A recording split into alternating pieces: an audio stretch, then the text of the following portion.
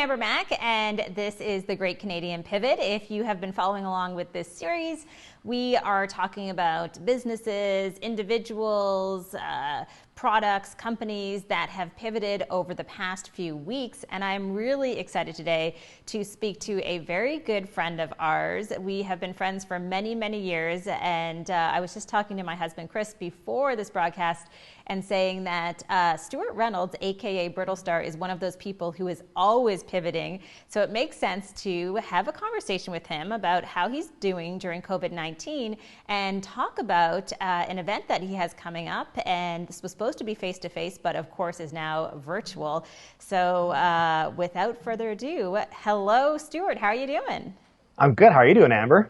I am doing well, and I want to thank you for joining me today because I know you are busy, as always, shooting videos. And you were so kind to take some time to chit-chat. And we want to encourage people who are watching right now to send us any questions or comments they may have. Stuart, I have my own interpretation in terms of how I would explain who you are and what you do, but I'm going to throw it over to you. I'm a fully grown man who wastes his days thinking up stupid ideas and then records those ideas and makes some unsuspecting brands pay for them. So yeah, what I do is I make videos, largely comedic videos, the occasional heart string pulling video, but mostly just comedy. And I've been lucky enough to do that now for this was like 7, coming up in 8 years now, as my full-time only gig has been doing these videos. So it's a bit weird to be as old as I am and to be doing something as youthful and fun as I do it.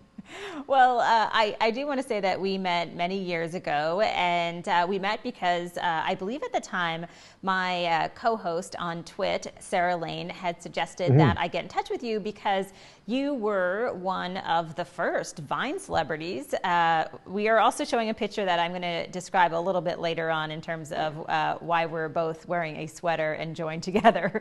But nonetheless, before we get into that, describe to me kind of those early days of content creation and what made you believe that Vine was even going to be a thing. Well, I think the thing was, it was my youngest son, Gregor, who was doing his own little vlogs at the time, like doing tech reviews when he was like about 10-ish years old. And Vine came out and he was like, check this out. And I thought, this is really cool. This is like the video version of Twitter. And it was a good way to kind of like, mess around and create things and just send them out into the ether and sort of see what happens. And then I started getting some decent reactions. I literally, the big reaction that stuck out was I went down to the pub one day on a Saturday or something, and someone said, "Oh, we saw that Vine you made yesterday. It was hilarious." And I was like, "Oh my God, people are watching these." So it was like a super exciting time to be able to realize that you could create something in your own space, and then you could just send it out into the world, and people could consume it and appreciate it and enjoy it. And that was like, oh, this is something I've always wanted to do. What's really funny, actually, this is a side note here, is that it's not really that funny. Is that somebody said to me, I often get asked the question by younger journalists who I'm doing interviews with. And I say that because most of them are younger. But they asked me, did you ever think you'd be doing this as a job?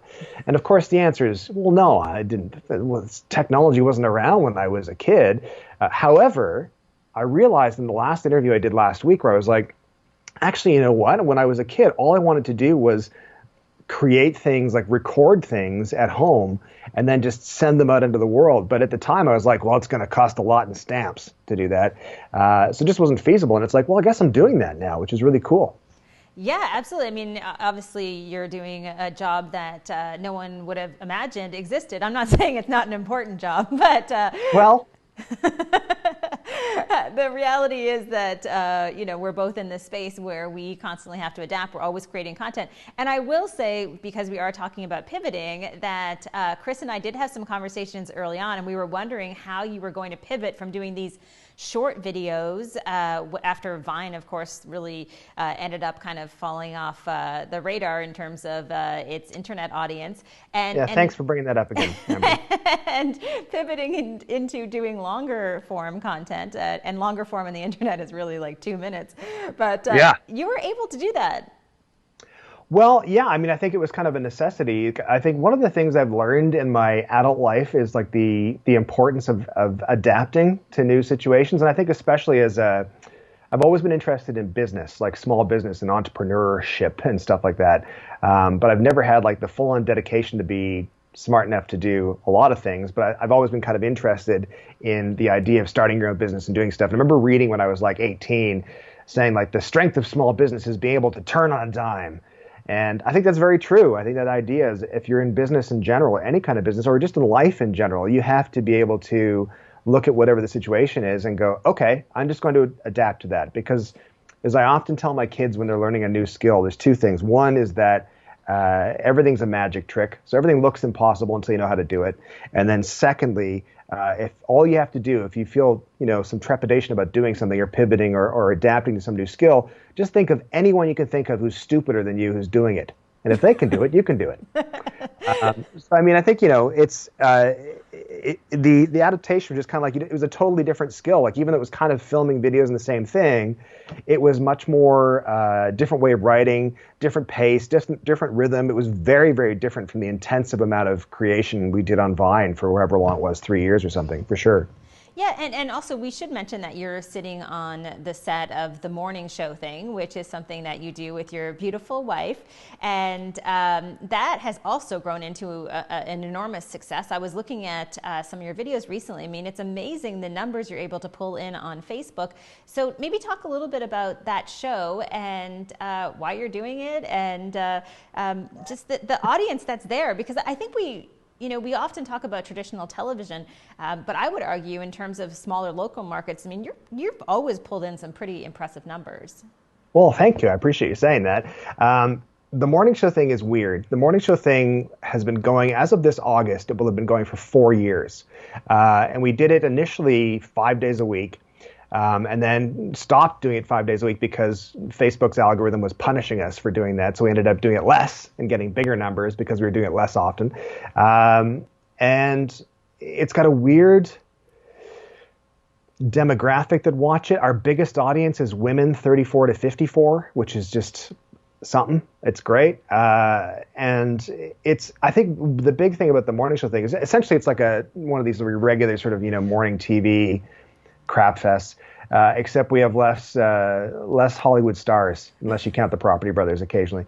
And it sort of showed me that social media content wasn't just for kids. I think a lot of times you sort of think, well, it's just for like the YouTube stars, just appeal to the 8-year-olds to 15-year-olds. It's like, well, no, everyone's looking for content online, and everyone's got their phone at the ready to watch, and they want to find something that relates to them. So if they can see a couple of old suburban weirdos sit and chat about nothing for 45 minutes, then I guess that's appealing. Hey, well, you guys do a great job also of engaging people who are watching, and I think that's something that the audience appreciates.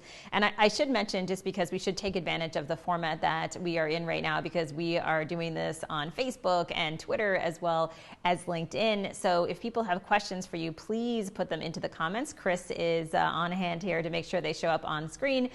We do have a question here from LinkedIn. Where do you feel your greatest creative influences come from?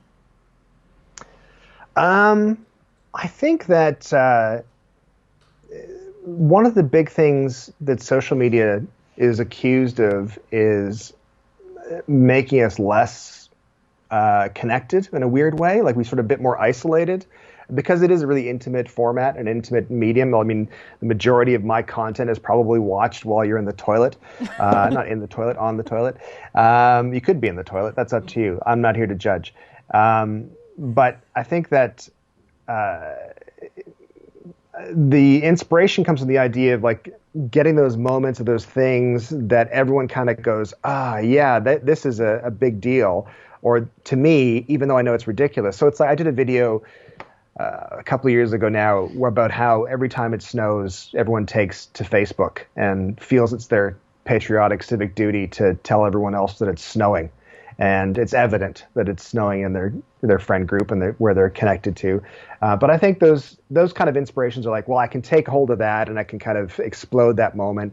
And then also more recently in the past couple of years, I've had this sort of I built this platform and I sort of feel like, well, I should kind of use it. So it's almost like a social commentary. I had someone ask me about how much social commentary plays as far as an influence goes for what I'm creating.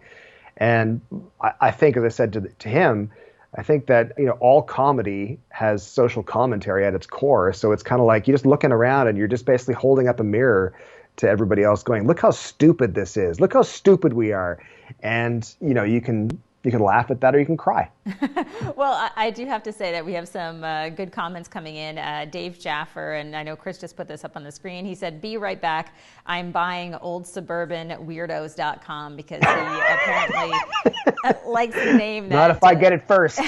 Likes the name that you threw out there. So I think this format is always fun to see what people come up with. So we have so much to talk about. I know that you said that you're available till Friday, probably more like the next 20 minutes, but thanks for your support. It's just nice to talk to other people, Amber.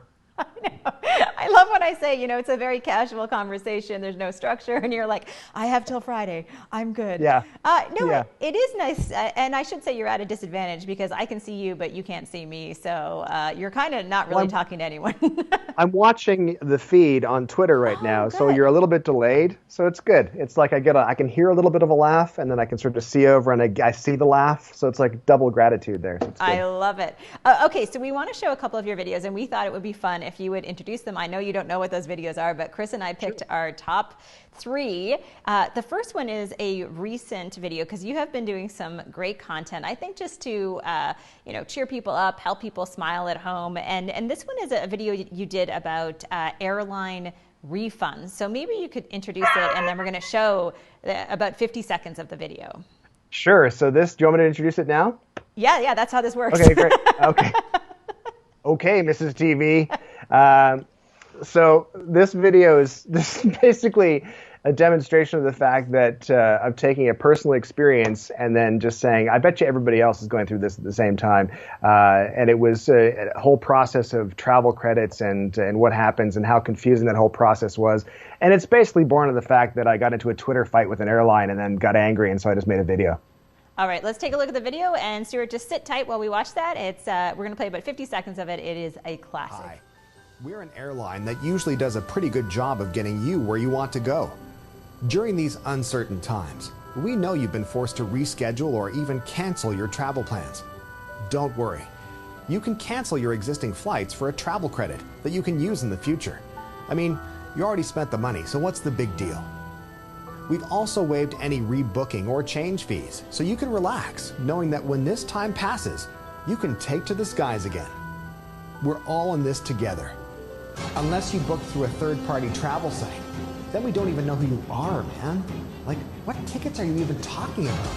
You're gonna need to talk to the third-party travel site, man. This is like nothing to do with us. Oh, you tried that? They said that we're the ones charging a change fee? So that is an awesome video. I know so many people are experiencing that right now. And you've had, I'm sure, great feedback because, again, like you said, it's really social commentary. Well, you know what the interesting thing about that video is? Because I said it was born of a fight between me and an airline. It really wasn't a fight. It was just a back and forth. And they came back with we don't even know. If you booked it through a third-party site, we have no idea. And I was like, well, no, they're saying you guys are charging this amount of money. And they just didn't get that. Anyway, that video came out, and a day later, the fee was removed from the Expedia site. I'm not saying it's me, but it probably was. I love that. And I also have to say that I love that you said it really wasn't a fight. It was more of a back and forth. That's very Canadian of you. Yeah, exactly. Yeah. Not a fight. We do have a question that came in on Facebook that we want to get to, and we have a couple more videos to show, and we're going to talk about your virtual event coming up. This is from Joe Dawson, and he says, as a Canadian, I know Brittle Star is popular in Canada and is doing great work. I was wondering if you can give some idea in terms of how popular his content is outside of Canada. I don't know. Everything is making me laugh. I don't know why. I think it's you. Thanks. Well, what's really weird is that only in the past year has my demographics tipped over to 55% Canadian, 45% American audience-wise. So until that point, though, it was roughly 55 to 60% of my audience was actually American. So I think there are people who I think there's a lot, a lot of the American audience who really enjoy the Canadian take on things, the Canadian humor. They're fans of things like SCTV and Kids in the Hall and that type of stuff. And we have Canadians have a little bit of a different perspective in that we're kind of just outsiders. So I think American audiences appreciate that, and there's kind of a dryness to it. And, people like myself and my cousin Ryan Reynolds who have really good looks. So. Yes, you remind me so much of Ryan Reynolds just when you said that. Classic. Okay, so we do want to show another video that you did recently. This one's a little bit shorter, but I think you tapped into what many parents are feeling right now. This is your video with Gregor, where you talk about online learning and why parents love it so much, and you kind of break into his room. So maybe you can set that up. Sure. So this was actually Shannon's idea. Shannon was like, we should remake that BBC video where the kid in the yellow jacket runs in, all sort of proud marching style. And I was like, yeah, let's do it. Gregor thought it was a stupid idea, but we forced him to do it anyway. And like the pro he is, he acted the part, and it did really well. And then we shoved that in his face. All right, let's take a look at that video. So what'd you guys get for number 24?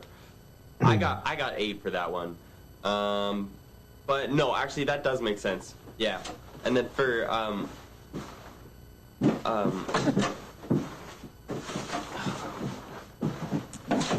sorry.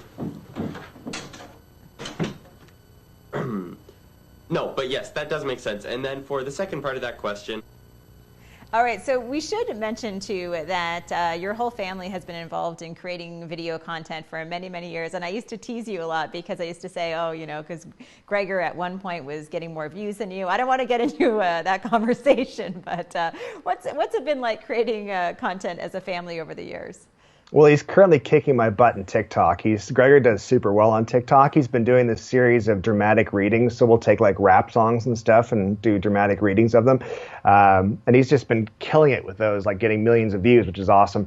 It's pretty supportive though. Like on all, like it was like, there's like a sort of competitive sort of joking around that happens. But I think the idea has really been drilled into the kids' heads that if we don't get successful somehow, we'll lose the house and not be able to eat.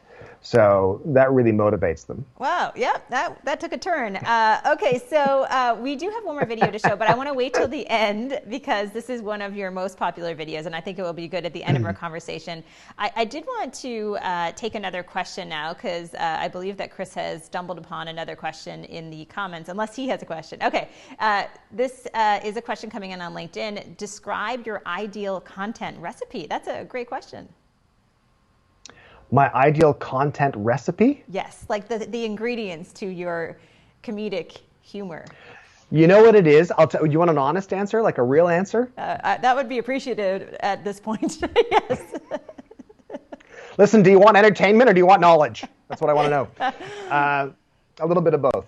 I think the ideal content recipe, for your best chance, is to have some sort of low-level spectacle. That's what I define it as, low-level spectacle. And that just means doing something that looks like, as a viewer, you could probably do it if you wanted to, but I don't really want to. So either you're making a big mess, or you're just taking a minor risk, or doing whatever, and you're like, as a viewer, I'm not going to do that, but that's funny, he did. That's the ideal content. That, and then some sort of underlying dry, cutting message is always good too. So if I can combine low-level spectacle and cutting, dry message, that's it. That's my recipe. Just mix those together. That's all you need. Yeah. I have to say that there's a couple people in the comments I'm noticing. One woman says she's known you since you were 4 years old. This is Shannon Carlisle. Does that ring a bell? Okay, yeah. Hi, Shannon. There you go. You might have to explain that story. So Shannon Carlisle, not Shannon, my wife, but Shannon Carlisle was actually born 4 days after me, and our mothers were in the maternity ward together here in Stratford General Hospital. So we have known each other literally our whole lives. That is such a nice story. Okay, so speaking about Stratford, because this is actually why we wanted to talk to you. It's only taken me 20 minutes to get into this whole story. You were supposed to be doing an in-person convention for social media in terms of celebrities from TikTok, business people, brands, all coming together in Stratford. It was going to be a wonderful weekend. Like many event organizers, you've had to pivot, and you're now doing this online. So let's start there. Let's talk about what your plan is for this virtual event. Sure. So the event's called Social Media North, and as you said, the idea was it was actually Canada's first convention for fans and creators of social media. Much like they have in the States, we'll have playlist or VidCon, that type of thing. No one had really addressed the sort of fans, creators combination of panels and discussions and meet and greets and stuff. So it was like, well, let's do this in Canada. And of course, it was like March 13th or something that we decided. It was actually like March 11th that we were going to the venues and measuring for like these huge installations that were going to be happening from some of our sponsors. And it was like 2 days later, we were like, we can't do this anymore. This is like, it's not going to be feasible for us to do this. Like just looking ahead at what's happening, we're going to have to change. And so we've decided to we want to do something this year. And instead of just rescheduling for next year, we thought, well, let's do all the business day programming, all the panels where we're bringing content creators who are getting millions of views and the social media professionals who know how to take that clout, for lack of a better term, and turn that into real business and get those people on the panels together and get them talking, and let's get people who are interested in finding how to build their own social media presence or how to get their business more successful online. Let's let them learn and chat in that kind of environment online on stupid Zoom. But it's going to happen over the course of 6 days. It's May 25th to May 30th. There's one panel per day, so as to avoid Zoom fatigue. So they happen at 4 p.m. Eastern, and then Friday has 2 panels at 1 p.m. and 4 p.m., and then Saturday has a TikTok Zoom and greet is what it is basically. And we're going to have all those TikTok creators, much more younger audience, and some performances by bands like Crash Adams who are going to actually beam into us and perform live, which is really fun. I love this. And I have to say, the thing that I love the most about this, aside from all of the content and the funny little puns on the event page, like, where is this happening? Your laptop. I appreciate all those things. But I mostly appreciate that you are charging a small fee for this, because I believe we have to turn a corner on these virtual events. They are still a lot of work, and we have to start getting comfortable with this idea that we have to pay people for their time. I just saw an event with a really well-known entrepreneur. She's fantastic, has an incredibly successful business, and it's like, if the event is free, you know what? People can afford $20 to join these events. So let's talk about the pricing. Yeah, so I mean, the price, you're absolutely right. I think that, initially we were thinking, well, let's just make it free as well. And I was like, well, we can't do it for free, because then it's not sustainable, and it's not fair of me to say to someone else, hey, give me your time, for free. So we're charging $25 for access to all of the 7 Zoom events, which is 6 panels and 1 Zoom and greet type thing that's happening, performance thing, or $35 and you get a free T-shirt. Well, it's not really free, it's extra, but $35 gets you a T-shirt in addition to your access to the panels. But the idea with that was you can't, there's not the same physical costs involved. But at the same time, I think that it's pretty evident that what's going to happen over the course of the next few years is people are going to have to change in the long run. And there has to be some sort of sustainability for that. And you have to, I think, especially as someone who creates intangible, non-tactile products, and I create videos and that's kind of it, and they sort of go out and what are they worth? Well, you have to make sure that you're applying a worth to them. Otherwise, people will think, well, they're just free anyway. It doesn't cost anything. It's like, well, no, they do cost money to put on. So it's important to make sure you charge for this kind of stuff.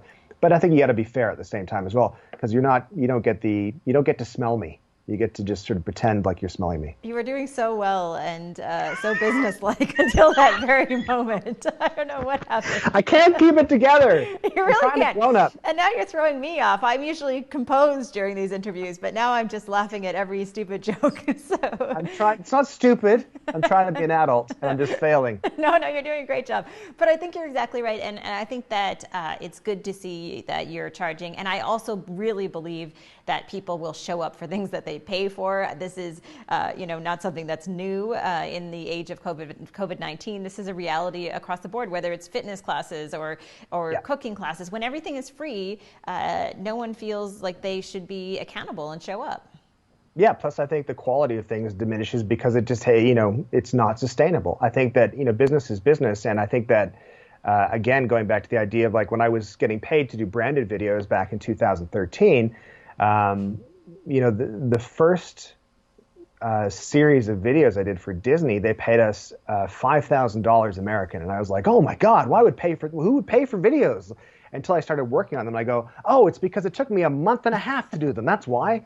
And it kind of, it adds up and it makes sense. So I think it's really important to make sure if you're a business person and you're doing stuff online, like yoga classes or, panels or whatever it is, you do have to realize there is a value to that. And it's great. I've seen a number of performers. There's a woman who's a friend of mine, well, a Twitter friend really. And she's an amazing entertainer, Suze Kepner in the UK. And we had a chat when this whole lockdown was kicking in and things were getting serious in the UK. And I was like, you should pivot to Twitch or to some sort of live streaming thing where you can still perform, you can still do your cabaret type act, but people can still pay you. I mean, it's really important that you get paid for doing what you do. And I think that the platform might shift, but the foundation's the same. Yeah, absolutely. And, I think, and I've talked to Chris about this a number of times, I really think what we're going to see with these online events is that it's going to be kind of like the early days of the app ecosystem. If you remember back to the early days, people were saying, oh, no one's going to pay for apps. They're always going to be free. And of course, we saw apps really kind of find that sweet spot, whether it was $2.99 or $4.99. And it turned out people would pay a premium if they felt as though the app was adding value to their lives. And I think we're going to see that with digital content, with online events is, eventually, especially as Facebook rolls out more tools, people may pay $5 for a short webinar or $35 for an event. It's going to happen, but it's going to be finding that sweet spot. Yeah, I absolutely agree. I think people will, because I think that, you might get I kind of bristle a little bit right now when people do so much stuff right now. They're like, well, we're going to do this for free. We're going to do this for free. It's like, people, we can't all keep doing stuff for free because, first of all, it drives everyone else into the same. Oh, I think we just, he got excited. I think we just lost Stuart for a second. So maybe Chris will give him a call again, and we can get him back onto the feed. So I just want to go to the comments for a question for a second. We see a few coming in here. David saying, I really could not understand the interest. I'm not sure what he's talking about there. Some of the guys at work film the roads up north. So maybe David could expand on that a little bit. And a few other people who are commenting as well about online events. And thanks for your comments. Joe's asking, with Zoom, how do you prevent people from sharing the Zoom link? I know a lot of people are just actually sending out the link 5-10 minutes before the event takes place. So that's one way that you can avoid it. Stuart, are you back? Back. Can you hear me? Yeah, it's funny. You look worse. I mean, I don't mean that as an insult, but all of a sudden it was like whatever your internet is that's decided that you were on too long, and they're just going to throttle you. It's probably the Toronto internet. Yeah. Stratford internet's pure. Pure internet. Okay, so just one more question for you, and then we should probably wrap things up, because I do want to end with that video, which is still a surprise to you, but it's one of your best. For people who want to know more about Social Media North, there are a few questions that are coming into Facebook. Where can people go and register? So they can go to socialmedianorth.ca. There's a buy tickets link at the top there. It also outlines all the panels that are happening, and it gives you the times and the dates and all that kind of fun stuff. And it's where we'll be updating things as well. You can also find us at Twitter and Instagram at @SoMediaNorth as well. Very cool. Now, I encourage people to go to this event. It's not just for content creators, it's for anyone who's engaging on social media, and that should be everybody, especially small business owners. We all have to learn how to leverage these platforms to be able to sell and market what we have in terms of products and services. So you need to go there, and it will be worth the money, because everything Stuart does is golden.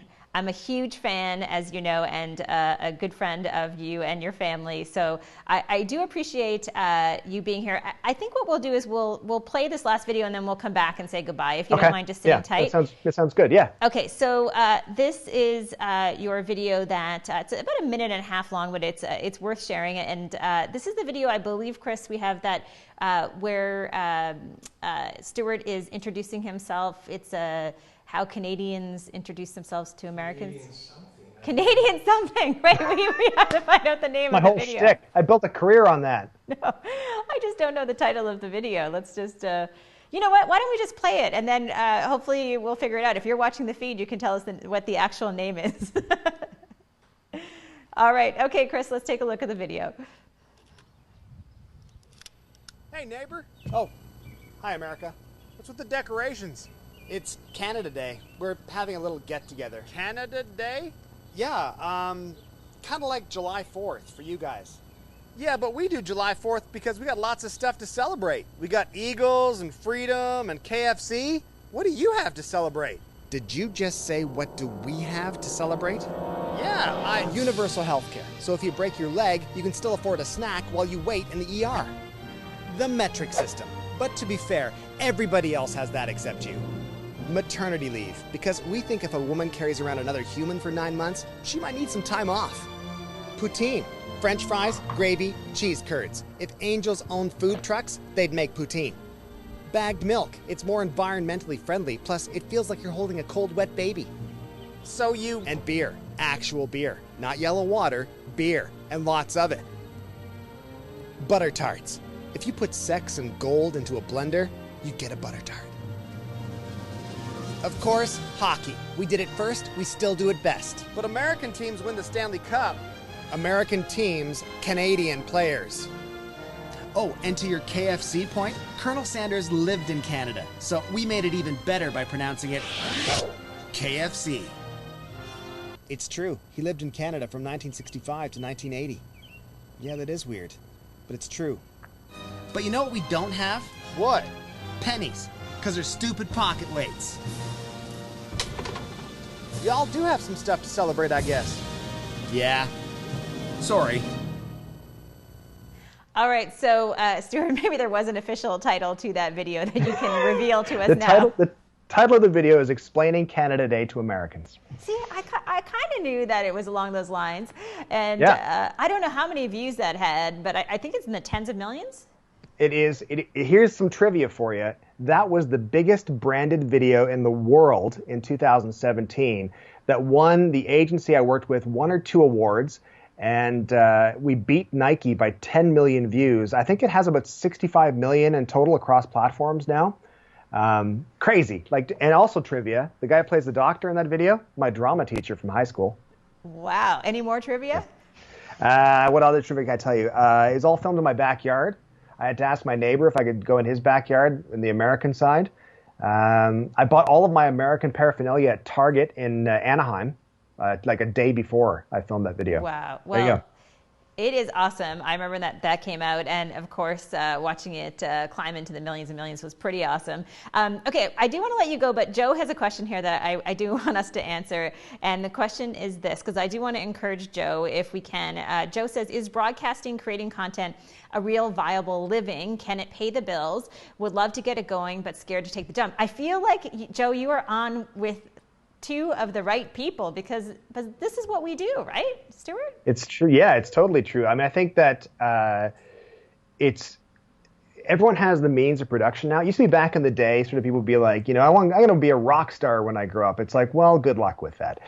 However, now to create content on social media, there's so many different niches and there's so many different potential silos of interest and stuff and areas you can get into.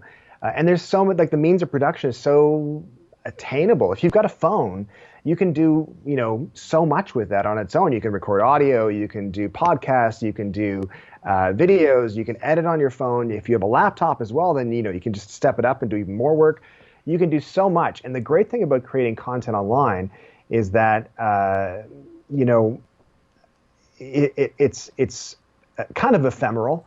So when you put stuff out there, the internet is forever indeed. So be wise about what you're putting out there. But when you put stuff out there, you can put it out there, and if it doesn't do well, that's okay. Move on to the next thing and do the next thing and learn from your steps and keep trying, keep sucking and then getting better.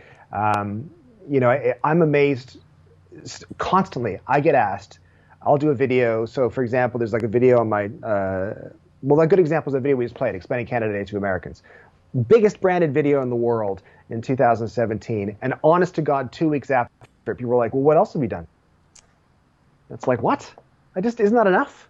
So people always want more content, but you can use that to your advantage. You can keep sort of creating things. And if something doesn't do well, it doesn't mean the next thing's not going to do tremendously well. Yes, it can pay the bills. You do have to be savvy. You do have to have your head on your shoulders. You can't sacrifice everything. You can't just sort of say, I'm going to get checks for tens of thousands of dollars. You have to work up to that point. But you can do it. You can find your niche and find what's special about you and connect to your audience.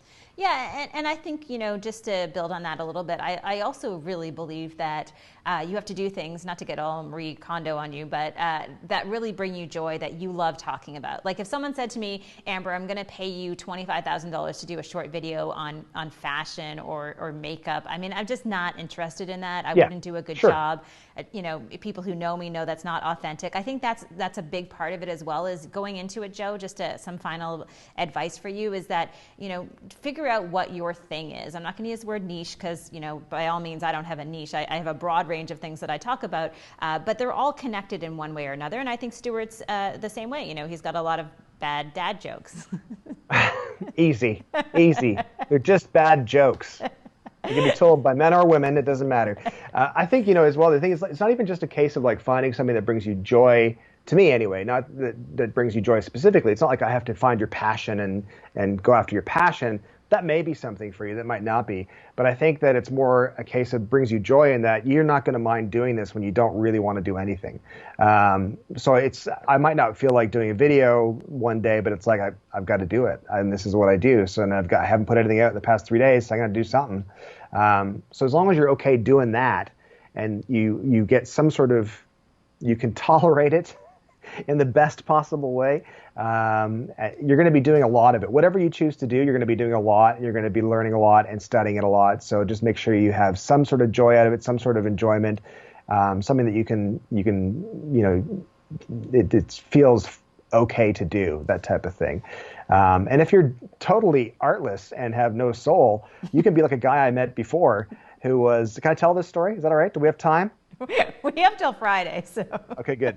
But if you have a total disconnect, and you can tell me, Amber, now we're going to get real. All right, let's do it. Can we get some other graphic up on the screen that says Brittle Star is getting real? But there's a guy I met who fascinated me, and this was 2 years ago. And we met because we were both Canadian, and we were in California, and someone introduced us saying, "You're Canadian, no, talk to each other." And he's a super nice guy, really great. And I said, "What do you do?" And he said, "I do family vlogs, and I hate them, never watch them." And I was like, "Sorry, what?" He said, "Never watch them. I just know I can do them really, really well, and we just crank out the content." And he was incredibly successful. But I think it's same argument in that it wasn't necessarily his joy. I think he liked golfing. It's like, that's fine.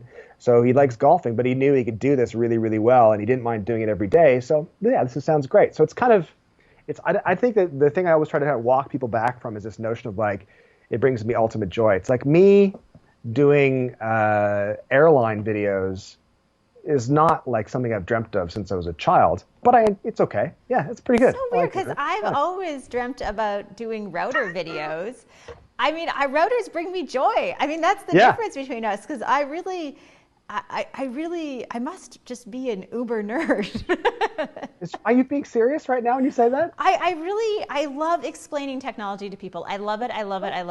It doesn't matter if it's routers or if it's explaining how to use Twitter or social media. I love explaining things to people because I know how frustrating it is not to understand something, and just being that middle person who can help to decipher things for people. I love it. I don't care really what it is, artificial intelligence, anything technical. I just think that there's too many people in the tech space who talk over people's heads to sound smart, and it doesn't have to be like that. So yeah, I guess it's a different approach, right?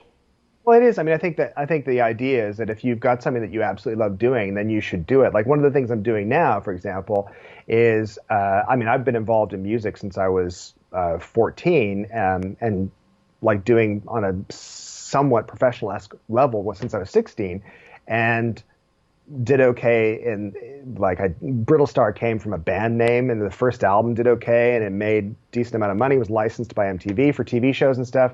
So it's always been a big part of me. And I don't often get a chance to do music stuff. That's kind of what brings me, joy. But I've kind of incorporated that more recently by doing like, I'm going to write a song about Zellers and Target. And I'm going to kind of combine that because people expect comedy from me. And if I can give them comedy plus also including some music, then as I said to Shannon, that's scratching an itch that she ain't scratching. I'm sorry. I can't help myself. Oh my gosh. Sorry. No, that's great. I mean, some of us describe it in different ways. And if you feel as though it's scratching an itch that Shannon isn't scratching, then, that's your joy, right? God, I hope she's not watching this. I don't know. Okay, I don't want to interrupt you because I do love talking about your itchy feelings, but Monique Campbell has a question on Facebook, and we should probably get to this because this is about the event, and I actually want to know the answer to this. Monique says, are we going to figure out how to get around algorithms at the conference? Because this is something that we are all facing as content creators. Yeah, there's a couple of the panels. Certainly, the tech effect. That's a panel that Amber, you were on, may touch on that, and then also another panel called "When Movie Stars Attack," which is all about the fact that you've got people like Will Smith and other celebs, Dak Shepard and such, coming into the social media content creation space, and you have to be able to compete with those people. Those people have tons of money, they have tons of face recognition and all that kind of stuff that celebrity power. And knowing how to navigate through the algorithms is going to be a big part of that conversation. For example, you mentioned the morning show thing, live stream that we do on Facebook, and I think that 3 weeks ago we had 76,000 viewers of that show. Last week we had about 4,000. And that's literally just down to the algorithm. It's not because people watched it and thought it sucked. Some maybe did. But it's mainly just because people didn't even know it was on. They just didn't even get offered to them as an option. So yeah, algorithms will definitely be talked about. There'll probably be a lot of crying and a lot of cussing. Yes. I have to apologize before I let you go because I used to tease you a little bit because you do cry very easily. There was something recently that you said that I was something like a heartfelt emotional thing that was happening, and any normal human would have cried. And I thought, damn it, Amber's going to make fun of me because I'm welling up about this. And I can't remember what it was.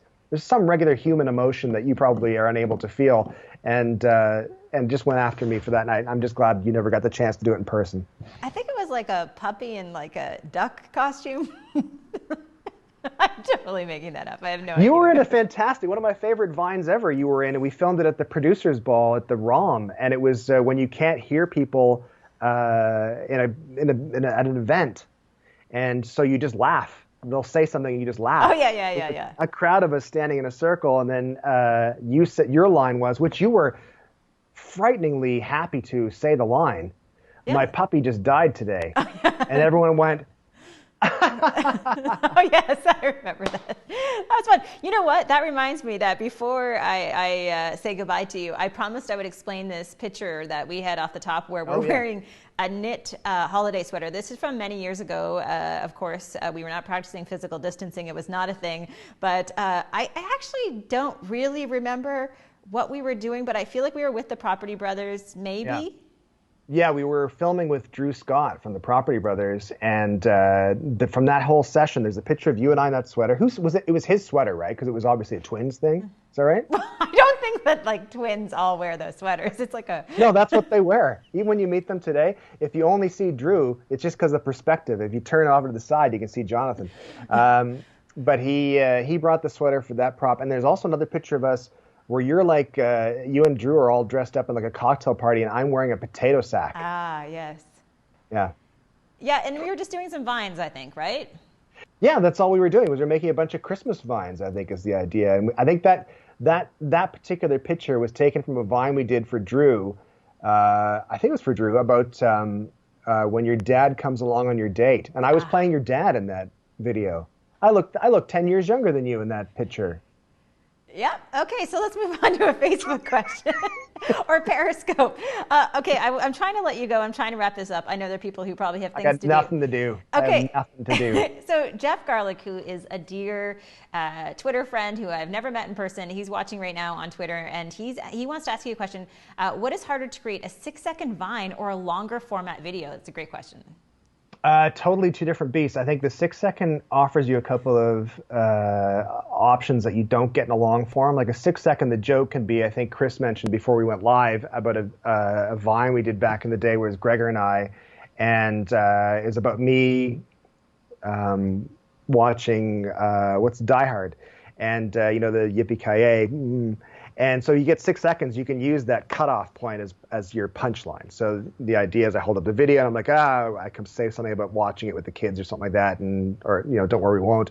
I don't think the kids have seen it. And then Gregor skateboards by dressed as Bruce Willis's character and goes yippee-ki-yay, and it cuts out right when he says that. And that's kind of the joy of 6 seconds. For a longer form, you have the benefit of dropping in. It's more work. You have to drop in more jokes. You have to do something funny at least once every sort of 20 seconds. Otherwise, people won't watch. And I know that people will watch my other videos now that are longer and think, well, why did you do that with these videos? But I think that they have different challenges, entirely different rhythms, and sometimes 6 seconds is more than enough time to do the perfect joke, and sometimes you need to have 3 minutes to do it. Very cool. Well, Jeff, thank you so much for that question. Stuart, I know that we could probably talk all day and all night about absolutely nothing, but we probably should wrap up because we want to leave people wanting more. And I think that is key because... Can I just tell you something briefly? Yes, go ahead. I won't say who it is. We saw a comedian a while ago, and his set was a little long. And I said afterwards he was the only comedian that's left me wanting less, and it was true. He was funny the entire time. But I was tired after the first hour. I was like, let me out of here. It was just the set was too long. It was way too long. Really? It was like he was guilty or something. It was like, I got to give this. These are just words. Oh. That's not how he sounds. That was my Alan Thicke. If it wasn't Alan Thicke, he's dead. Okay, so I do want to just ask you one last question. Chris is like dying right now because I keep saying, and one more thing, I'm like the Steve Jobs, who unfortunately is also dead. That was his line in all of his events, right? That's not funny. Just one It's more only thing. funny in this conversation for unknown reasons. Okay, so I have to ask you this because I'm just curious who you think is doing the best job in late night television, because I feel like you would have an opinion on this.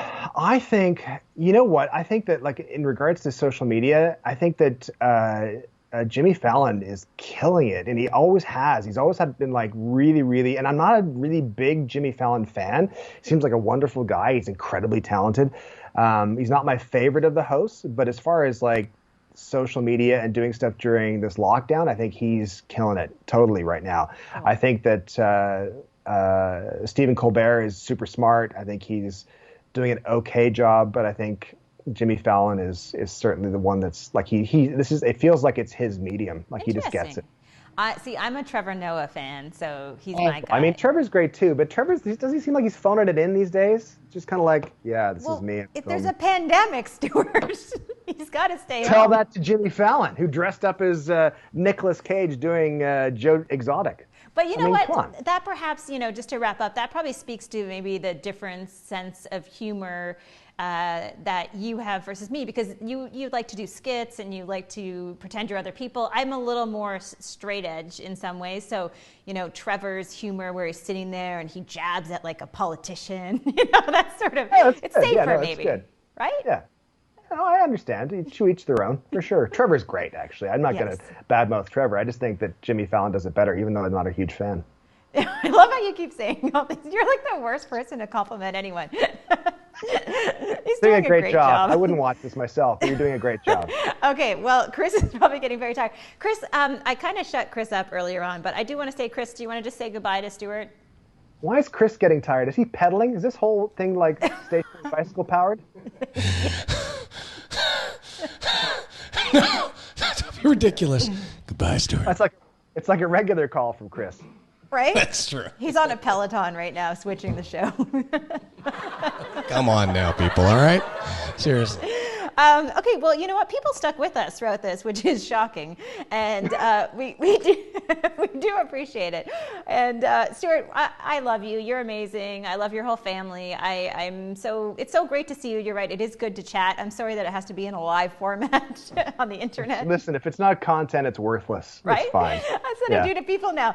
They're like, we haven't talked in a while. I'm like, are you free at 2 p.m. for a Facebook Live? Live? Exactly. How can I monetize this? Exactly, it's pathetic. But truly, I want to tell everybody to go to Social Media North in the virtual sense and to follow everything that Brittle Star does. You are such a treasure to this country, and it's awesome that you took the time to come on and chat with me. So just We love take you. it. We love you too, even Chris, and especially Connor. And thank you so much for all the support and all that kind of stuff. It is a really super weird time, and it is like a bizarre sort of. It's like we're all waiting for something. So yeah. It's great. Like so thank you. A UPS package. That's what I feel Exactly. like. Yeah, Exactly. It's a lot of waiting. Okay, you're awesome. We're going to let you go. And thank you to everybody for watching right now and commenting. I know there's lots of comments coming in. We appreciate you being here. We'll be back with another live soon, I'm sure. And follow Brittle Star everywhere you possibly can and stay safe.